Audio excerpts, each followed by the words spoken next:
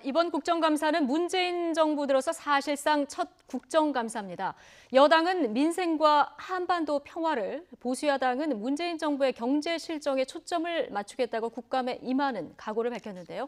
국회 취재기자 연결해보겠습니다. 우철희 기자. 네, 국회입니다. 네, 오늘부터 국정감사에 돌입했는데요. 여야 양측의 국감에 임하는 입장이 확연히 다르죠? 네, 그렇습니다. 먼저 더불어민주당부터 살펴보겠습니다. 민주당은 민생과 경제 그리고 평화와 개혁을 이번 국감의 4대 기조로 삼고 있는데요. 한반도 평화 분위기를 이어가고 또 경제에도 활기를 불어넣겠다는 각오입니다.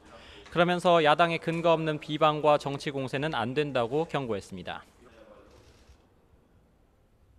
옳은 건 옳다고 그런 건 그렇다고 잘 지적하는 국회 본연의 기능을 잘 해주기를 기대를 하겠습니다.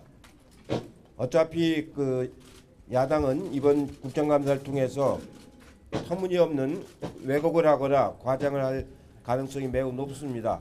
그런 점에 대해서도 여당으로서 냉정하게 지적하고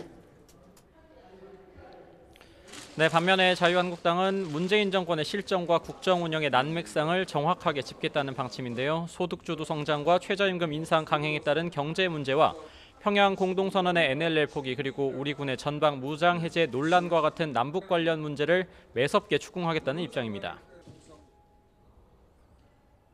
대정부 질문을 의도적으로 등한시하고 내각 선수교체를 통해 국정감사를 제 아무리 고의적으로 해태하려고 해도 문재인 정책 실패의 본질은 결코 덮어지지 않는다는 점을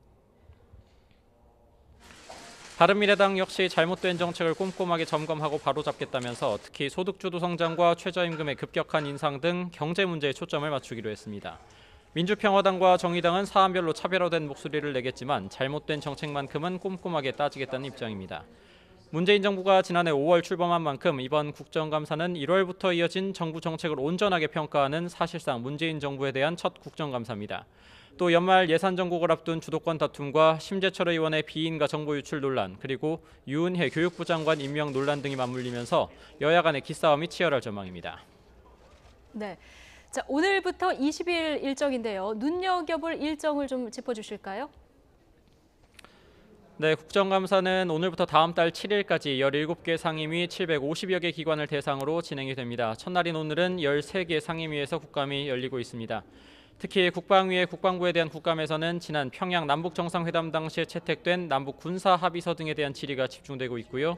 또 외통위의 외교부 등에 대한 국감에서는 앞서 속보로 전해드린 강경화 장관의 오이사 조치 관련 발언도 있었고요. 또 북한의 비핵화와 한미 FTA 개정 그리고 외교부의 사법농단 관련 의혹 등에 대한 질의가 이어지고 있습니다. 문체위의 문화체육관광부 등을 대상으로 한 국감도 이어지고 있는데요. 특히 아시안게임 야구대표팀 선수 특혜 선발 의혹과 관련해서 오후에 선동열 감독이 직접 증인으로 출석할 예정입니다. 그리고 국감 때마다 이색 증인이나 질의 보조물 등이 등장을 해서 화제가 되기도 하는데요. 지난달 18일 대전의 한 동물원에서 탈출한 퓨마의 사살을 지적하기 위해서 한국당 김진태 의원이 비슷한 모습을 한 벵갈 고양이를 데리고 나오기도 했습니다. 지금까지 국회에서 YTN 우철입니다.